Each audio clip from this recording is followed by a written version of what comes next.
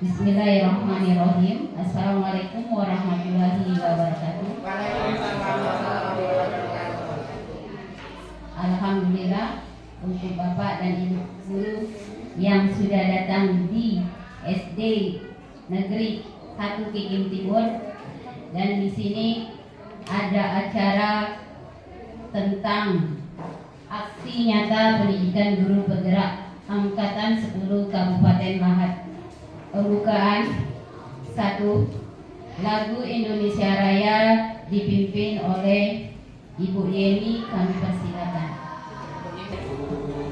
Tanah tumpah darahku, di sanalah aku berdiri, jadi pandu ibuku.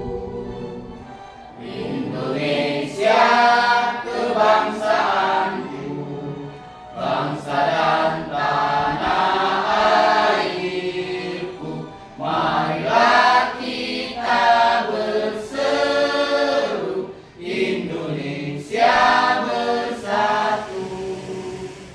Hiduplah tanahku, hiduplah.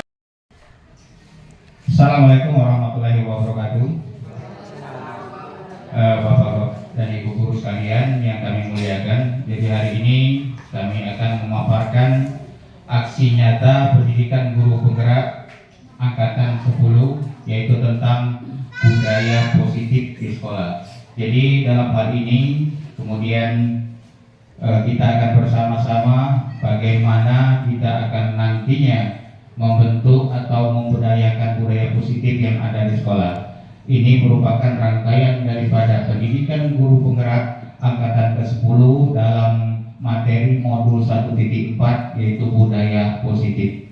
Bapak Ibu sekalian, di sini kami memaparkan materi bukan dalam arti kami ini merasa lebih baik atau belum merasa yang terbaik, akan tetapi kita bersama-sama akan mengetahui apa sebenarnya itu budaya positif di sekolah. Jadi ini merupakan rangkaian daripada materi pendidikan guru penggerak terutama angkatan 10 dalam modul 1.4.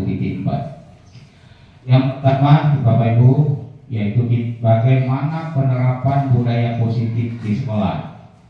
Jadi kita akan sama-sama mengetahui penerapan budaya positif di sekolah kita.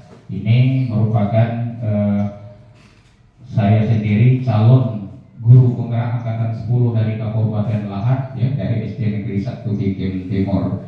Jadi kita sama-sama mengetahui apa itu sebenarnya budaya positif di sekolah.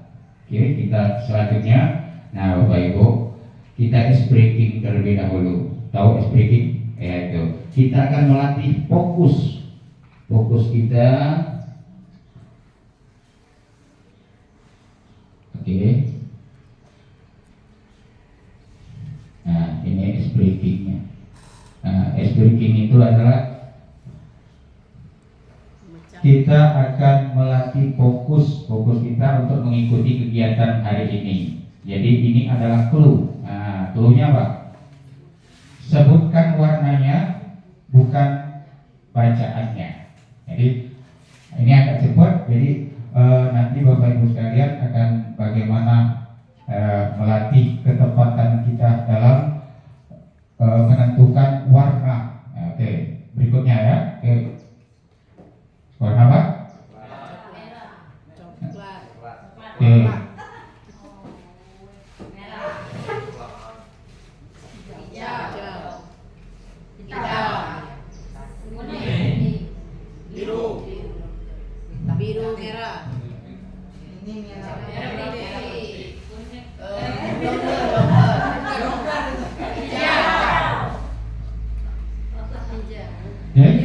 Biru. Merah putih. hijau merah, Biru putih. Biru. Kuning. Hitam. Hijau.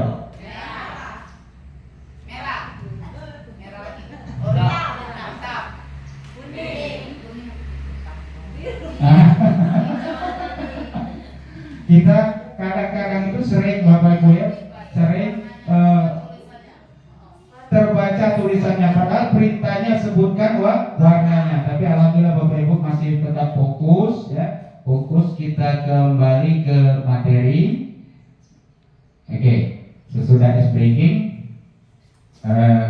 Ice breaking itu adalah untuk melatih fokus kita bagaimana ya kita berkonsentrasi. Nah, selanjutnya Bapak Ibu, nah ini ada kata setuju atau tidak. Yang pertama, hukuman dapat mendisiplinkan anak. Nah, yang kedua, pemberian hukuman dengan hal positif seperti membaca atau membersihkan halaman sekolah dapat meningkatkan disiplin anak. Kemudian memberi penghargaan dapat meningkatkan motivasi anak. Kira-kira Bapak Ibu dari ketiga dari ketiga kalimat yang ada di hadapan kita bersama ini, menurut Bapak Ibu setuju atau tidak setuju? Yang pertama, hukuman dapat mendisiplinkan anak. Kira-kira setuju. Oke. Pemberian hukuman dengan hal positif dapat seperti membaca, membersihkan halaman dapat meningkatkan disiplin anak. Setuju tidak? Setuju. Bu Indra setuju tidak, Bu Indra? Hah? Gimana? Setuju? Tidak? Tidak setuju. Kemudian yang ketiga, memberi penghargaan dapat meningkatkan motivasi anak. Setuju? Setuju. Oke. Saya belum akan memberikan jawaban setuju atau tidak. Kita akan lanjut ya Bu ya. Nah ini, apa itu budaya positif kira-kira? Budaya positif apa? Ada yang tahu apa itu budaya positif? Belum? Oke, selanjutnya. Ini budaya positif. Budaya positif adalah perwujudan dari nilai keyakinan universal yang diterapkan di sekolah. Nilai-nilai ini dapat terwujud jika kita dapat memahami tentang konsep budaya positif. Nah, budaya positif ini banyak sekali ya, yang berisi tentang nilai-nilai keyakinan yang universal, artinya yang luas ya, luas. Artinya luas yang harus kita terapkan di sekolah kita. Karena apa? Nanti Bapak Ibu akan tahu, oh yang selama ini saya lakukan ternyata salah, ternyata belum tepat. Ya, selanjutnya, kemudian kita akan bagaimana konsep inti daripada budaya positif. Yang pertama, artinya konsep inti itu merupakan yang menjadi hal penting dalam kita dalam budaya positif. Yang pertama, disiplin positif. Yang kedua, berisi tentang teori, motivasi, hukuman, dan penghargaan. Yang ketiga, berisi tentang keyakinan kelas. Nah, yang kemudian yang keempat tentang kebutuhan dasar manusia. Nah, nanti akan kita lanjutkan bahas. Kemudian yang kelima, 5 posisi kontrol. Dan keenam terakhir adalah segitiga restitusi. Jadi ini akan kita bahas bersama-sama. Inilah yang sangat penting diterapkan di sekolah kita. Ya, dari 6 konsep inti budaya positif. Oke, Bapak Ibu, kita bahas bersama. Apa itu disiplin positif? Disiplin positif berasal dari kata disiplina, yang artinya belajar. Disiplin mengacu pada disiplin diri yang memiliki tanggung jawab terhadap apa yang dilakukan berdasarkan nilai yang diyakini. Nah, kemudian disiplin positif merupakan salah satu cara penerapan untuk menumbuhkan kesadaran. Nah, menumbuhkan kesadaran serta memberdayakan peserta didik tanpa imbalan penghargaan atau reward, ancaman atau hukuman. Nah, jadi tidak ada yang namanya pemberian imbalan, kata-kata ancaman ataupun hukuman. Jadi kita garis besari bahwasanya sebagai pendidik tujuan kita adalah bagaimana? Pertama, yaitu kita berusaha menciptakan peserta didik yang memiliki disiplin diri sehingga mereka berperilaku mengacu pada nilai-nilai kebajikan universal dan memiliki motivasi intrinsik dalam perubahan perilaku ke arah yang lebih baik. Jadi anak-anak kita itu kita ubah bagaimana caranya merubah perilaku mereka itu ke arah yang lebih baik, ya, dengan disiplin positif. Kemudian yang selanjutnya yaitu apa itu nilai-nilai kebajikan yang universal. Nah ini tadi, ini maksud nilai kebajikan universal tuh saya tahu ini, ya. Kemudian yang itu nilai yang disepakati bersama, lepas dari suku bangsa, agama, bahasa maupun latar belakangnya. Jadi nilai kebajikan yang universal ini tidak memandang ia dari suku apa, agamanya apa, bahasanya apa, latar belakangnya apa. Ya, jadi semuanya harus melaksanakan kebajikan yang universal. Universal artinya tidak memandang dia berasal dari agama apa, suku apa, pokoknya dia harus melaksanakan nilai kebajikan yang sesuai dengan ini. Nah, sesuai dengan nilai profil pelajar Pancasila. Oke, profil pelajar Pancasila itu ada berapa? Ada 6. Yang pertama ini yang pertama. Kenapa? Karena ini merupakan hubungan langsung manusia dengan Sang Penciptanya, beriman, bertakwa kepada Tuhan yang Maha Esa dan berakhlak mulia. Nah itu. Kemudian harus memiliki sikap yang kreatif. Artinya siswa itu dia mampu mengembangkan dirinya, ya, memiliki sikap kreatif, membangun daripada kemampuan dirinya untuk berinovasi dengan dengan budaya positif ataupun dengan kemampuan yang telah diajarkan oleh bapak ibu gurunya. Kemudian dia harus memiliki sikap gotong royong, artinya saling bahu membahu bersama-sama belajar dan memecahkan permasalahan yang ada pada diri mereka. Kemudian yang berikutnya berkebinekaan global, artinya mereka memiliki kemampuan, memiliki berbagai macam pola pikiran yang mendunia, artinya ya, yang harus mengadopsi ilmu-ilmu yang ada di negara yang bermanfaat. Kemudian bernalar kritis, artinya siswa itu harus mampu berpikir kritis dalam menghadapi permasalahan sehingga nanti dapat memecahkan masalah itu dengan cara mereka sendiri. Yang terakhir yaitu mandirinya, artinya siswa itu mampu berdiri di atas kaki mereka sendiri, artinya dia mampu untuk mewujudkan pola hidupnya tanpa bantuan orang lain. Dia harus mampu berdiri dan mengembangkan dirinya sendiri sesuai dengan ilmu pengetahuan yang mereka dapatkan. Selanjutnya, Bapak Ibu, ini merupakan yang kedua yaitu teori motivasi, hukuman dan penghargaan. Nah ini semua masuk dalam teori perilaku manusia. Nah ini dikembangkan oleh Dean Goosen. Nah yaitu pertama, untuk menghindari ketidaknyamanan atau hukuman, seseorang berperilaku untuk menghindari permasalahan yang mungkin berpengaruh kepada mereka secara fisik ataupun tidak sepenuhnya kebutuhan mereka bila mereka tidak melakukan tindakan itu. Kemudian yang kedua, untuk mendapatkan imbalan atau penghargaan, seseorang berperilaku untuk mendapatkan pujian, hadiah, imbalan dari orang lain menurut mereka penting dan mereka letakkan dalam dunia berkelas mereka. Kemudian yang terakhir, untuk menjadi orang yang mereka inginkan dan menghargai, ya, dan menghargai. Oh ya,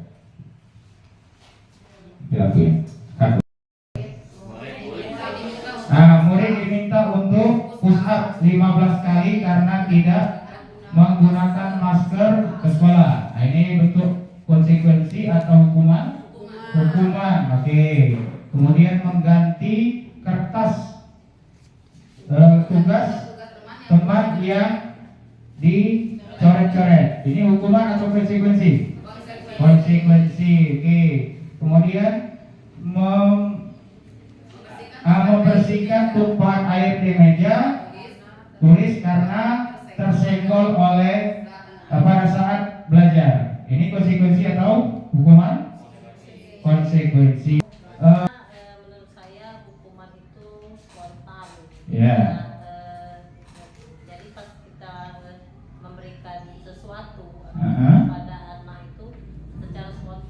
Oh iya, berarti dilakukan secara spontan tanpa ada dibuat kesepakatan terlebih dahulu. Oh iya, ya, jadi benar kali ya. Jadi hukuman itu Bapak Ibu dilakukan secara spontan tanpa adanya kesepakatan awal. Jadi belum dibuat kesepakatan awal ya. Nah, jadi kemudian kenapa dikatakan konsekuensi? Karena biasanya sudah ada kesepakatan. iya, karena biasanya kita sudah membuat kesepakatan atau keyakinan kelas bahwasannya ada aturan atau keyakinan yang berisi tentang siapa nanti yang melanggar aturan atau siapa yang mengganggu temannya harus menerima konsekuensi atau sanksi yang telah disepakati. Jadi konsekuensi itu adalah sesuatu hal aturan yang memang telah disepakati dan apabila melanggar maka siswa dulu harus menerima konsekuensinya atau sanksi yang diberikan gitu. Kemudian yang berikutnya murid membersihkan tumpahan air di meja tulis karena tersenggol pada saat belajar. Bagaimana itu? Konsekuensi. Kenapa disebut konsekuensi?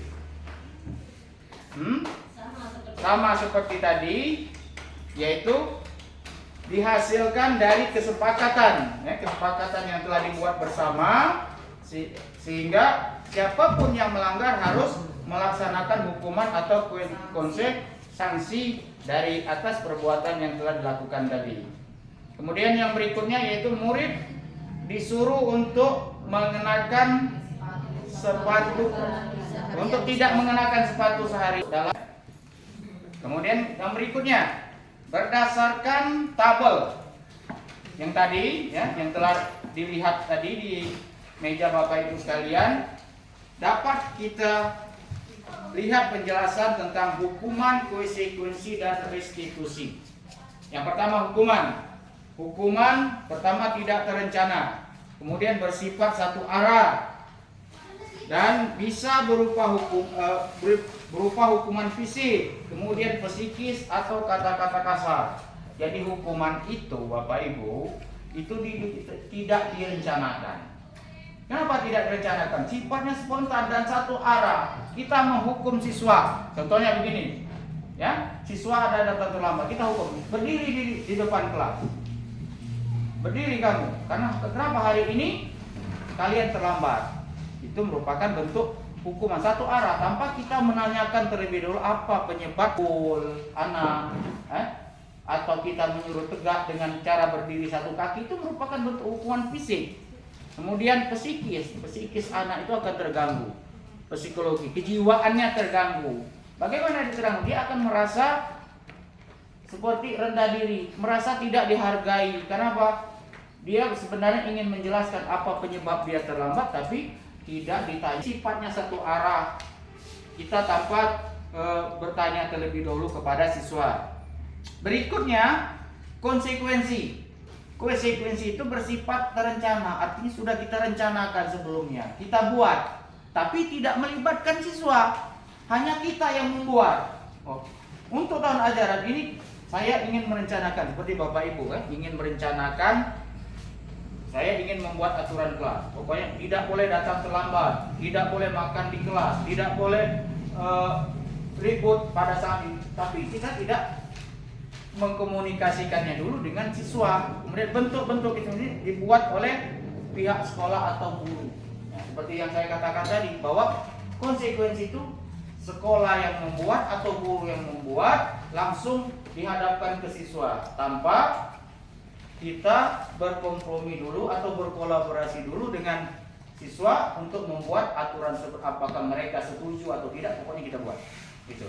Ya, yang penting anak nanti ini aturan sekolah kita, ini aturan kelas kita. Kemudian yang terakhir yang restitusi Bapak Ibu. Ini yang paling bagus.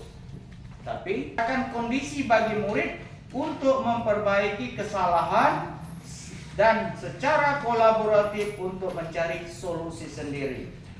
Contoh, Salki datang terlambat. Nah, ditanya, kita panggil, tahu Salki ini terlambat, kita panggil. Kamu kenapa datang terlambat? Pak begini.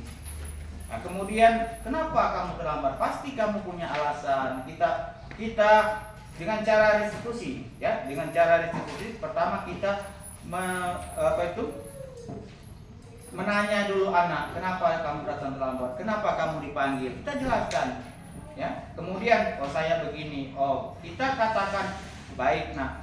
Semua orang pasti punya kesalahan, semua orang pasti punya kelemahan. Jadi biasa Pak Sarmidi pernah salah, kamu juga pernah salah. Jadi semua orang pasti memiliki kesalahan. Namun Pak di sini bukan untuk mencari kesalahan Salki, akan tetapi untuk memberikan bagaimana solusi. Terus kita bertanya, masuk dalam tahap berikut, kita bertanya tahap restitusinya. Pasti kamu punya alasan. Kenapa kamu datang terlambat? Kita mendengarkan penjelasan anak tadi, kita dengarkan. Pak, aku begini semalam tidur kemalaman, semalam saya main game sehingga saya tidurnya malam. Lalu kita tanyakan keyakinan kelas kita. Menurut Salki, apa keyakinan kelas kita? Masih ingat tidak? Yang berhubungan dengan hari ini. Berarti saya harus disiplin terhadap diri saya sendiri. Ini begini, ya. Jadi secara tidak langsung, apakah Salki tahu telah melanggar aturan? Oh iya Pak, saya tahu. Bagaimana? Apakah siap untuk melaksanakan ini? Oh siap Pak. Mulai kapan? Mulai hari ini. Jadi kita memberikan semacam keyakinan. Kita panggil. Sulit Bapak Ibu? Sulit. Akan tetapi, karena apa? Kalau semua anak kita masing-masing itu punya berapa anak dalam kelas? Punya hampir 30 lebih. Kalau semuanya mau kita restitusi, habis waktu seharian. Akan tetapi, hal ini harus kita lakukan secara bertahap. Tidak boleh tidak kita lakukan. Karena anjuran daripada pemerintah dalam menerapkan budaya positif di sekolah dalam bentuk segitiga restitusi akan kita bahas berikut ini. Kemudian ada kasus Bapak Ibu, seorang siswa tidak mengerjakan tugas. Kalau di hukuman, guru menghukum dengan lari lapangan 10 kali. Pernah Bapak Ibu melakukan ini? Pernah enggak? Pernah. Sering, jangan Bapak Ibu, itu hukuman ya. Itulah bentuk hukuman. Itu kalau contoh kasus ada seorang siswa tidak mengerjakan tugas. Kalau hukuman, kita hukum dia dengan lari 10 kali. Keluar kamu lari ke lapangan 10 kali.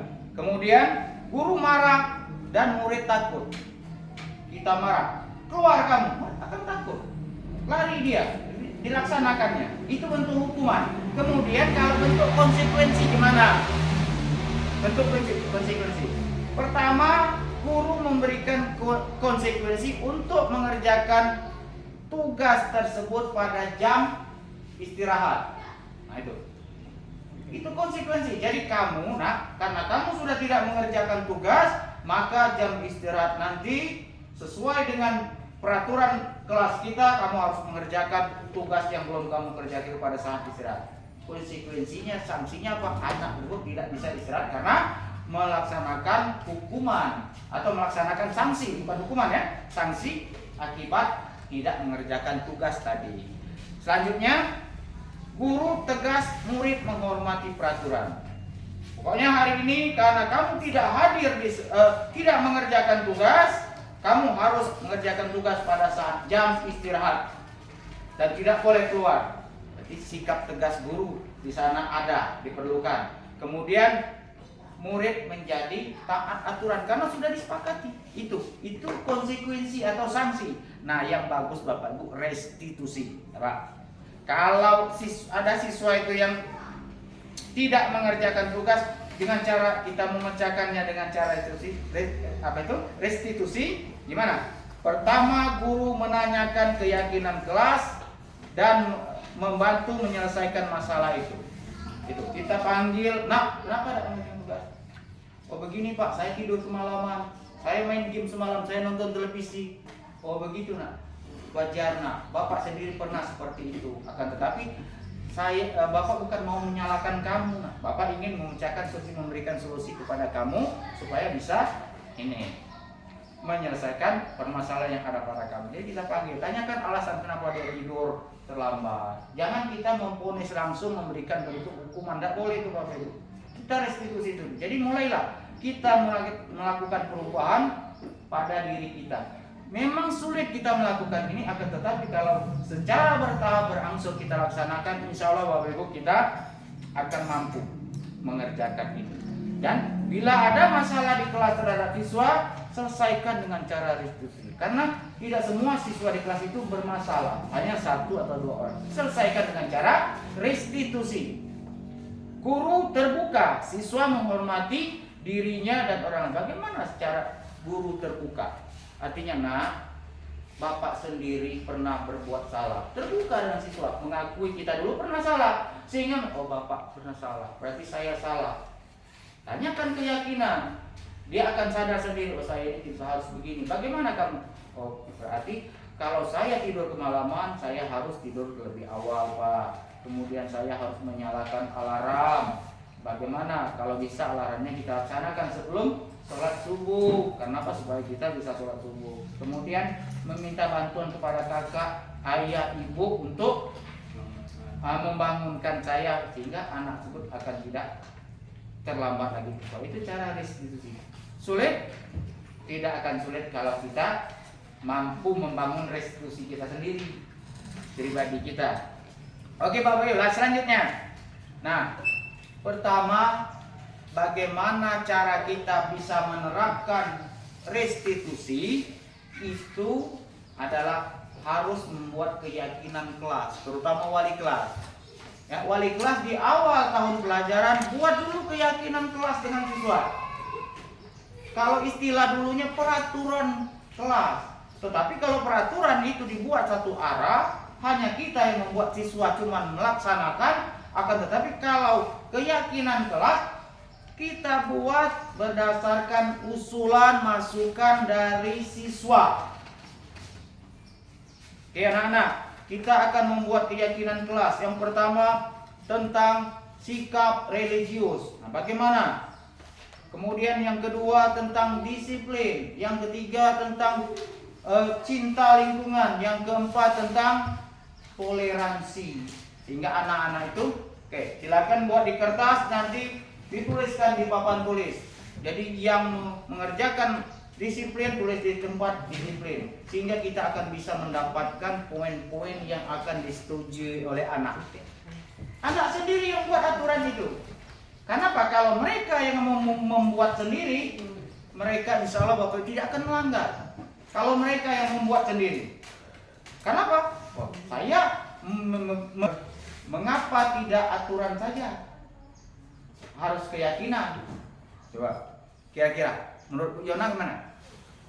Kenapa harus keyakinan kelas? Kenapa tidak peraturan saja? Karena harus adanya kesadaran baik itu dari guru dan juga siswa, adanya kesadaran dan kesepakatan bersama. Ya, berarti peraturan itu kenapa harus keyakinan? Keyakinan itu dibangun atas kesadaran murid dan guru. Ya, murid dan guru harus memiliki sikap kesadaran membuat suatu keyakinan. Keyakinan itu lahir dari dalam diri pribadi. Nah, kemudian bagaimana prosedur membuat keyakinan kelas? Ini ada Bapak Ibu. Pertama, mencurahkan ide siswa, kemudian mencatat semua masukan dari ide siswa tadi. Yang ketiga, mengganti kalimat negatif ke kalimat positif. Contohnya bagaimana kalimat negatif? Tidak datang terlambat ke sekolah. Benar tak kalimat itu? Benar kalimatnya. Tapi kalimat itu kalimat negatif. Karena apa? Kata tidak. Tidak itu kan bersifat negatif. Harus kita ganti kalau ada kata-kata yang berisi kalimat negatif. Contohnya tidak datang terlambat ke sekolah. Artinya kita harus ganti dengan datang tepat waktu. Nah itu kita ganti. Jangan kita biarkan kalimat negatif. Karena tidak boleh ada kalimat negatif dalam keyakinan kelas. Kemudian meninjau kembali. Maksud kita meninjau kembali itu apakah semua ini sudah cocok, sudah pas untuk dilaksanakan, untuk disepakati bersama. Kemudian menyetujui dan menandatangani. Jadi seluruh siswa menandatangani. Ya. menyetujui. Saya setuju tidak dengan ini? Dengan aturan ini? Yang ditandatangani. Sepakati bersama dengan semua anggota kelas. Kemudian baru bisa kita buat dengan banner ini, kita tempel di kelas. Anak-anak, ini aturan sekolah kita, kelas kita. Jadi siap untuk melaksanakan keyakinan kelas ini? Siap? Oke, kita laksanakan mulai hari ini. Mulai sekarang kita laksanakan. Tempel di kelas.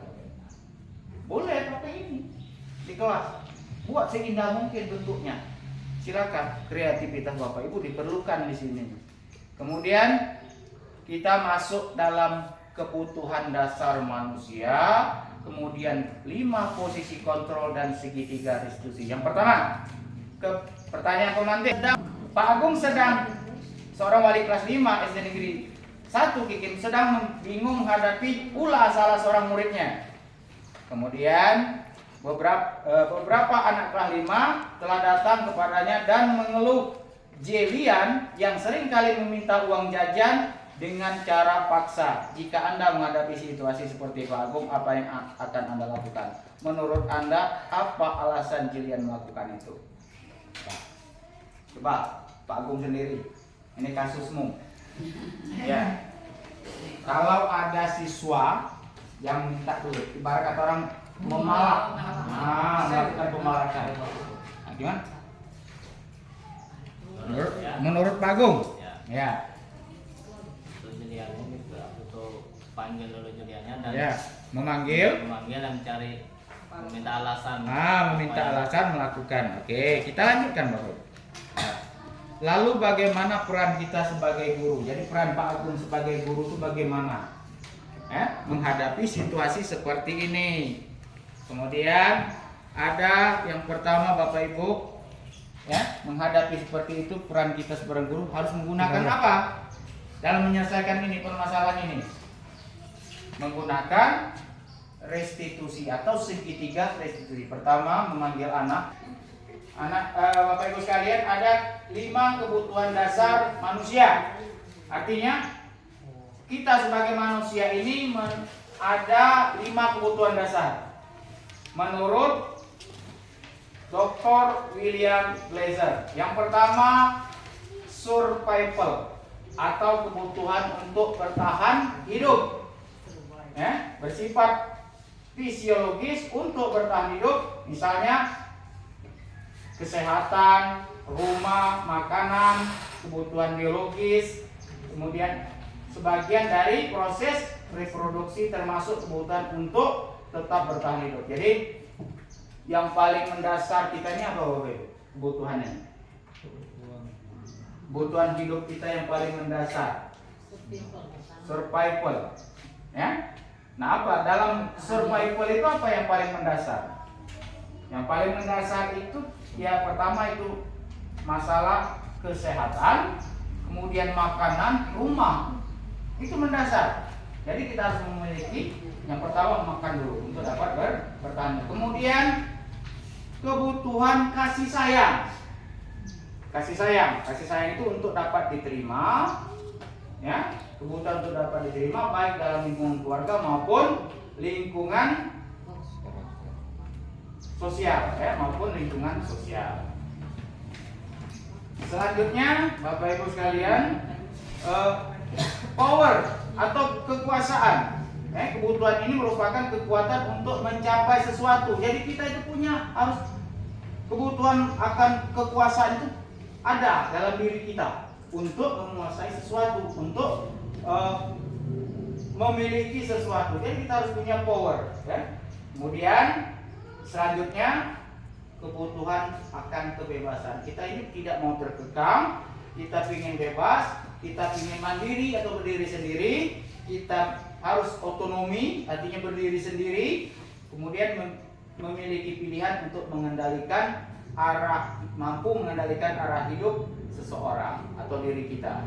Jadi itu, kita butuh kebebasan, tidak bisa kita dikekang atau diatur oleh orang lain. Kemudian yang terakhir adalah 5 kebutuhan dasar manusia adalah fun. Apa Bu ini Pak? Fun. Kesenangan. Artinya kita ini ingin bermain, pingin pingin bermain, pingin tertawa, ya, menangis kebutuhan kesenangan bukan? Bapak Ibu, menangis kesenangan bukan? Hah? Tergantung tangisnya. Ada tangis bahagia. Ya, contohnya tangis bahagia. Menang. Dapat duit. Sertifikasi baru cair. Nangis ya, bahagia. Kemudian juga seperti lulus tes sesuatu. Bahagia itu. Pasti nangis sambil itu ya Allah, terima kasih ya, pasti berserah dengan yang Maha Kuasa. Ya Allah, aku dapat ini reward dari Jokowi seperti itu presiden. Nah itu. Jadi kita butuh dengan itu. Jadi tangis itu kan ada dua versi. Pertama tangis bahagia, yang selanjutnya ada tangis yang memang sedih. Kebutuhan dasar itu termasuk kebutuhan kita semua Bapak. Nanti kita akan sadar tidak sadar. Kemudian berikutnya adalah ada 5 posisi kontrol guru menurut Dean Guzan. Apa yang pertama? 5 posisi kontrol guru. Pertama, penghukum. Bagaimana penghukum? Kita menghukum anak. Menghukum anak itu, ya, anak itu merasa tersakiti tadi, ya. Kemudian membuat orang merasa bersalah. Di mana kalimat Bapak Ibu kalau kita ingin membuat itu orang itu merasa bersalah? Contohnya, ini tanpa sadar pernah Bapak Ibu lakukan. Ini misalnya Apa? Itulah gara-gara kau. Di mana? misalnya seperti ini misalnya, coba lah Mak, kamu tuh datang pun, nah ini nggak bosan, kalau misalnya nggak datang, Ya. kan membuat misalnya kan dengan kata-kata itu ada termasuk kalau aku ini menyinggung perasaan ini. Oke. Seperti ya. Bagus yang diutarakan Bu Indra tadi. Ada contoh lain. Kenapa kamu tidak melakukan ini, Nak? Kenapa tugasnya tidak dibuat? Kenapa kelas kita kotor? Kamu tidak kasihan dengan ibu. Nanti ibu dimarah oleh kepala sekolah. Coba Nak, tolonglah ibu. Itu adanya, ibu ini. Jadi kita itu membuat anak itu ya, merasa bersalah dengan dengan kata-kata yang kita bikin secara memelas tadi, ya. Nah, itu memelas artinya kita itu memelas kepada murid, mengatakan Nak jangan seperti ini, saya nanti dimarah. Apa kata guru lain tentang ibu? Pernah melakukan ini? Pernah? Sering. Yang paling sering hukum ya Bapak Ibu. Berat itu. Kemudian posisi kontrol direktur sebagai teman. Contoh nih kalimat sebagai teman bagaimana? Nah, gimana? Ibu aku sudah, nanti kamu kerjakan saja ya. Kerjakan saja biar tidak usah khawatir, ibu tidak marah. Itu posisi teman. Kemudian begini, kenapa kamu belum mengerjakan tugas? Begini Bu, biarlah tidak apa-apa. Nanti Bapak yang akan memberikan solusi buat kamu. Bapak yang akan pokoknya kamu kumpulkan di lain waktu. Itu sebagai teman. Kita menganggap teman. Nanti Bapak akan tahu apa. Kemudian sebagai monitor, pemantau. Bagaimana kita mengawasi anak? Memantau, dikerjakan atau tidak? Awas, pokoknya anak kerjakan ini, ibu akan tunggu hasilnya nanti. Jangan ada yang tidak mengerjakan. Ibu akan awasi kalian. Itu pemantau. Nah, yang paling bagus Bapak Ibu manajer. Manajer itu bukan harus kepala sekolah. Tidak mesti jadi kepala sekolah dulu. Kalau kita mau jadi manajer, nunggu kepala sekolah kapan akan kita laksanakan. Jadi mulai sekarang lah. Kalau penghukum, akibatnya apa terhadap anak? Tersakiti, psikis dia terganggu, merasa rendah diri. Kalau pembuat rasa bersalah bagaimana? Anak tersebut dia tidak percaya diri. Ya, tidak percaya diri. Dan akan selalu merasa rendah diri. Karena apa? Gurunya melas begini. Ya. Kemudian posisi teman. Akibatnya apa sebagai teman? Tergantung dengan guru. Coba Di kelas Ibu Nur Ayona, ada anak yang diperlakukan dalam posisi kontrol sebagai teman. Nah, kamu ini saat guru Bu Nur Ayona tidak masuk, guru lain masuk, anak tersebut akan lepas kendali. Kenapa? Dia hanya percaya kepada guru yang menjadikannya sebagai teman. Guru lain masuk, diabaikan. Itu akibat buruknya. Kemudian pemantau ini akibatnya terjadi pada anak tersebut akan melaksanakan aturan itu cuma pada saat diawasi. Ketika tidak diawasi, dia tidak akan melakukannya dengan sungguh-sungguh. Kemudian yang paling bagus di posisi kita sebagai manajer. Sebagai manajer itu kita menyelesaikan permasalahan itu dengan cara segitiga restitusi tadi. Memanggil anak, diajak duduk bersama untuk memecahkan permasalahan. Tadi Bapak Ibu. Nah, sekarang ini coba saya mau tanya posisi kontrol apa yang sudah Bapak Ibu laksanakan. Coba Ibu Endang, kira-kira Bu, selama Ibu mengajar, posisi kontrol apa yang paling sering Ibu lakukan? Di posisi yang mana? Sudah sampai di posisi mana? Sudah sampai manajer? Belum. Coba ini Pak Saki, sampai posisi mana Pak?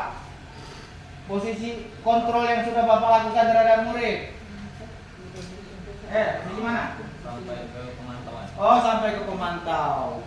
Tapi tanpa sadar Bapak Ibu, kita sudah pernah melaksanakan posisi kontrol sebagai manajer. Pernah tidak kita memanggil siswa? Tapi pada saat hati kita sudah plong. Kalau udah marah, pasti posisi kontrol yang pertama dilaksanakan. Dan itu jangan dipakai lagi Bapak Ibu. Ya, berusahalah. Paling tidak kita harus melaksanakannya sampai pada posisi manajer. Dan harus dilaksanakan. Mau tak mau kita harus melaksanakan posisi itu. Ya, kenapa? Kita menggandeng anak. Karena tidak setiap hari, tidak semua anak dalam kelas kita itu bermasalah. Cuma ada 1, 2, atau 3 anak saja dan kita harus terapkan posisi manajer. Kita berperan sebagai manajer, laksanakan bentuk konsekuensi dengan posisi manajer dengan menerapkan segitiga restitusi. Jadi kita ini manajer semua. Kalau kepala itu manajer untuk seluruh sekolah, kalau guru untuk anak-anak di kelas. Jadi sebagai manajer itu yang paling bagus. Kemudian Bapak Ibu, apa itu restitusi?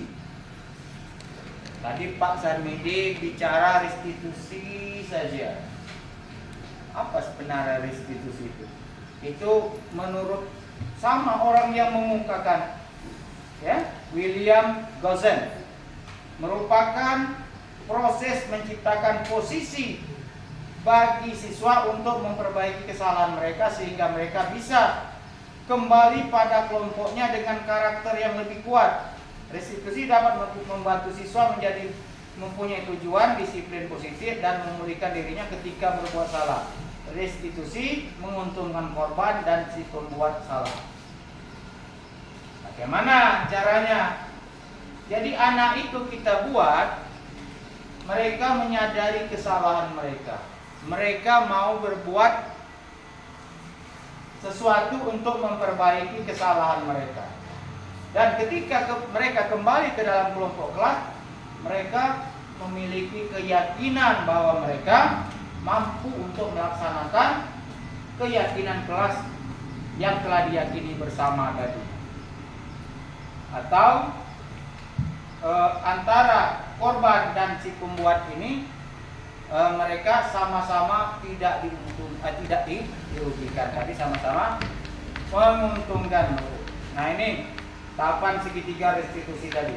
Jadi sudah dikatakan bersama tahapan segitiga restitusi. Yang pertama, menstabilkan identitas.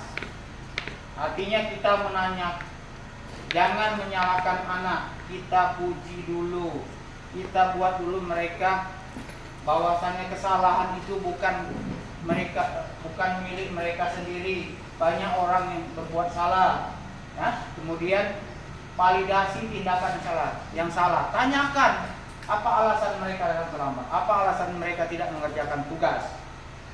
Ya, jadi tahu dari situ. Kemudian yang terakhir yaitu tahapan menanyakan keyakinan. Tanyakan, nah, apa keyakinan kelas yang sudah kita sepakati? Tanyakan seperti itu. Selanjutnya, Bapak Ibu sekalian, contoh daripada menstabilkan identitas. Kalimatnya bagaimana? Contoh begini, nak, berbuat salah itu wajar. Tidak ada manusia yang sempurna. Bapak Ibu juga pernah melakukan kesalahan. Bapak Ibu tidak mau mencari siapa yang salah, akan tetapi Bapak akan memberikan solusi dari permasalahan yang kamu hadapi. Kemudian kamu berhak untuk berbuat begitu. Bagaimana cara kita? Nah, kamu berbuat terlambat adalah hak kamu. Hak kamu untuk berbuat terlambat. Jadi, tapi bagaimana kamu harus sadari bahwasannya kamu bisa melakukan yang lebih dari itu. Ya, lebih dari itu, tapi kamu hanya melakukan sebatas itu. Ya, itu. Jadi kita apresiasi meskipun dia berbuat salah, tapi harus kita apresiasi. Selanjutnya, validasi tindakan salah. Seperti tadi, tanyakan dulu apa alasan mereka berbuat salah. Jangan langsung di posisi menghukum. Dan ditanya lagi, nah, kau hari ini berdiri di lapangan berjemur, langsung dihukum. Atau begini, nah, kenapa kamu berbuat seperti ini? Kamu tidak malu dengan dirimu sendiri. Kamu tidak malu dengan orang tua kamu. Kamu tidak malu dengan bapak sendiri. Akan merasa malu. Bagaimana tanggapan kepala sekolah? Bagaimana tanggapan guru terhadap ibu kamu berbuat seperti ini? Jadi kita membuat rasa bersalah. Kalimatnya itu kami. Kemudian yang terakhir, menanyakan keyakinan. Jadi Bapak Ibu tanyakan keyakinan kelas. Apa yang sudah mereka lakukan itu, tanyakan sesuai dengan keyakinan kelas yang mana melakukan ini. Jadi untuk menerapkan segitiga restitusi, budaya membuat keyakinan kelas dan juga ibu sekalian, sebagai penutup, pertama, terapkan budaya positif di sekolah dengan cara memiliki standar guru harus memiliki standar kepribadian profesional, kemudian juga harus mampu merefleksikan diri dalam posisi kontrol saat ini. Ya, posisi kontrol yaitu sebagai manajer atau AMO atau pengayom. Ya, kemudian juga jadilah guru yang haus akan ilmu demi anak murid kita. Jangan mudah menyerah seberat apapun permasalahan murid, tetaplah menjadi guru yang berpihak pada murid. Ya, kemudian ada coba Bapak Ibu.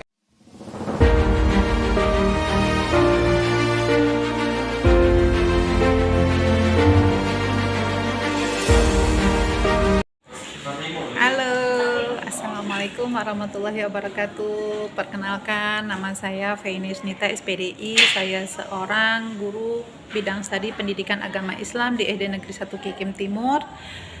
Dalam hal ini saya akan menyampaikan pendapat saya tentang paparan yang telah disampaikan oleh Bapak Sarmidi SPD MPD tentang budaya positif. Dari yang dipaparkan tersebut, yang paling berkesan bagi saya adalah segitiga restitusi, yang mana segitiga restitusi merupakan salah satu cara terbaik dalam memecahkan masalah yang dihadapi oleh siswa. Terima kasih Bapak Sarmidi, SPD MPD. Wassalamualaikum warahmatullahi wabarakatuh. Assalamualaikum warahmatullahi wabarakatuh. Nama saya Yeni Setujiarni. Saya guru matpel bahasa Inggris dan guru kelas di SD Negeri 1 Kikim Timur.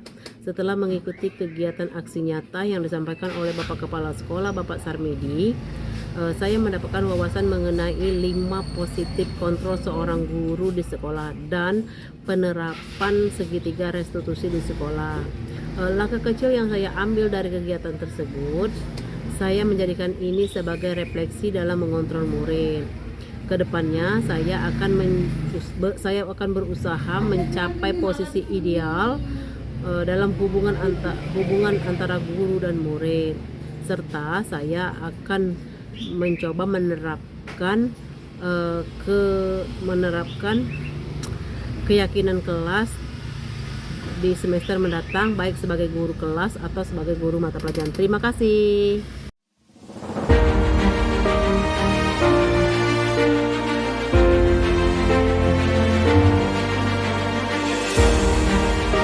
Dan juga dengan guru dan juga dengan ada di sekolah kita, ya. Nah, itu. Oke. Sekarang untuk disiplin, siapa bisa menuliskan kira-kira bentuk keyakinan dalam diri kamu di bidang disiplin? Coba katakan. Disiplin. Kira-kira. Oke. Silakan tuliskan. Ya. Tuliskan aturan yang kira-kira kamu yakini berhubungan dengan disiplin. Oke. Nah. Yang pertama,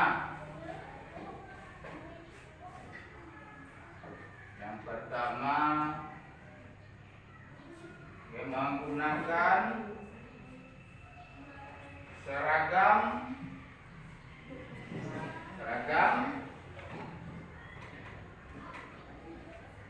sesuai aturan. Ada lagi? Apa tentang apa? Disiplin. Saya disiplin. Apa? Toleransi. Coba tuliskan. Menurut Miftah, bertoleransi itu bagaimana? Selain itu apa lagi? Siapa bisa?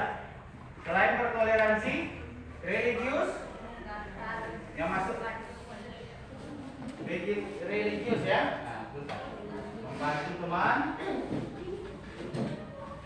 Nah, ini semua kesepakatan yang sudah kalian sepakati bersama, kalian buat sendiri. Kalau saya harus begini. Oke, berikutnya, ya. Berikutnya Reza. Sudah.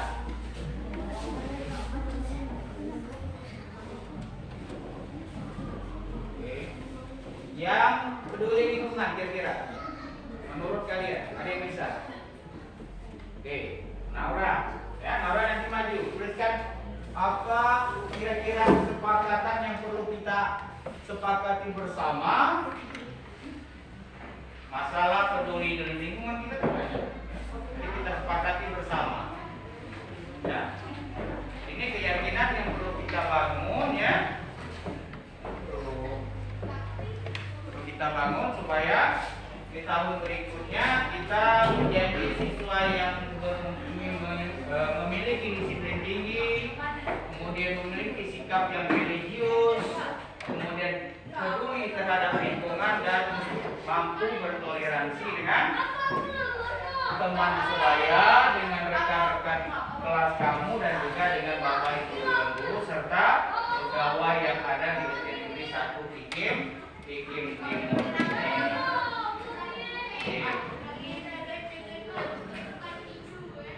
Oke. Berikutnya, masih ada tidak yang dalam disiplin? Coba bacakan. Oke, tidak berbicara kasar. Tidak berbicara kasar. Oke, religius ada? Masih ada lagi? Oke. Nah, ini Pak kasih 1, ini 2, 1, 2. Mengucapkan salam ketika masuk. Ya, mengucapkan salam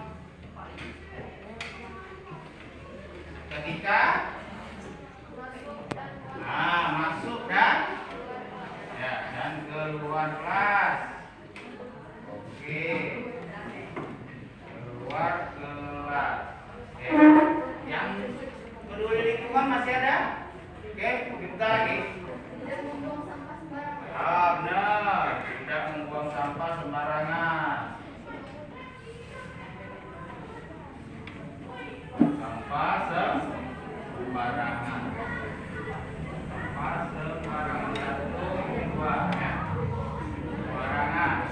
Kemudian yang ditoleransi masih ada lagi ya? Menghormati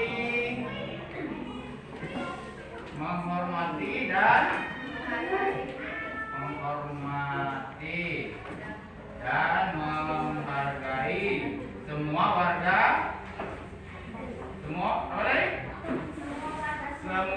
warga sekolah. Nah, jadi saling menghormati antar sesama warga sekolah. Tentunya kamu, Bapak Ibu Dewan Guru dan pegawai administrasi, staf, termasuk satpam kita, ibu-ibu kantin, itu semua warga sekolah yang harus kita hormati. Kemudian dari ini masih ada lagi. Coba dari yang mana? Oh, yang bertoleransi masih ada. Coba. Oke. Ya, membiasakan 5S. Coba yang belakang. Membiasakan 5S. Coba, 5S itu apa? Apa? Senyum. Salam. Salam dulu. Senyum. Sapa.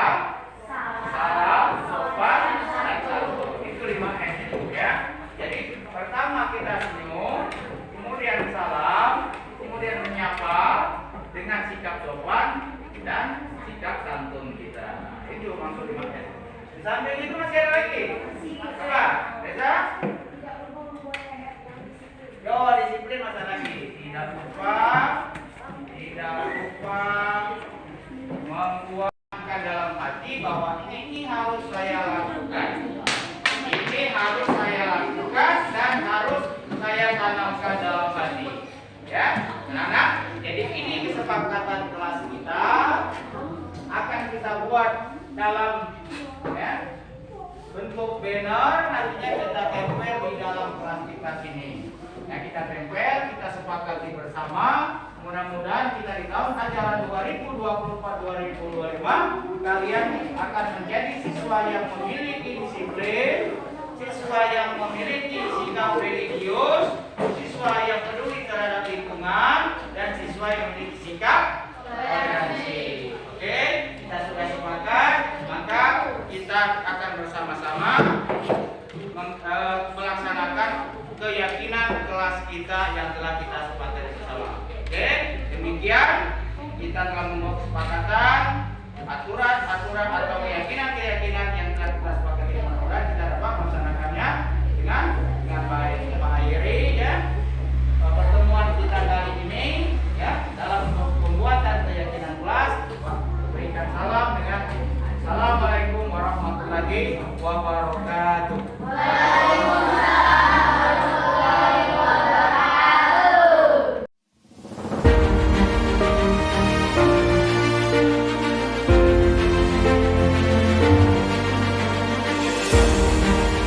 Assalamualaikum warahmatullahi wabarakatuh. Nama saya Miftahul Jana dari kelas 6. Terima kasih kepada Bapak Sarmidi yang telah berkolaborasi bersama kami dalam perbuatan keyakinan kelas. Kami merasa senang karena bisa membuat keyakinan kelas yang kami inginkan. Semoga kami bisa melaksanakan keyakinan kelas tersebut. Terima kasih. Wassalamualaikum warahmatullahi wabarakatuh. Assalamualaikum warahmatullahi wabarakatuh. Nama saya Hamim Zonzom Kotrunada dari kelas 6. Terima kasih kepada Bapak Sarmidi yang telah berkolaborasi bersama kami dalam pembuatan keyakinan kelas. Kami merasa senang karena bisa membuat keyakinan kelas yang kami inginkan. Semoga kami bisa melaksanakan keyakinan kelas tersebut. Terima kasih. Wassalamualaikum warahmatullahi wabarakatuh.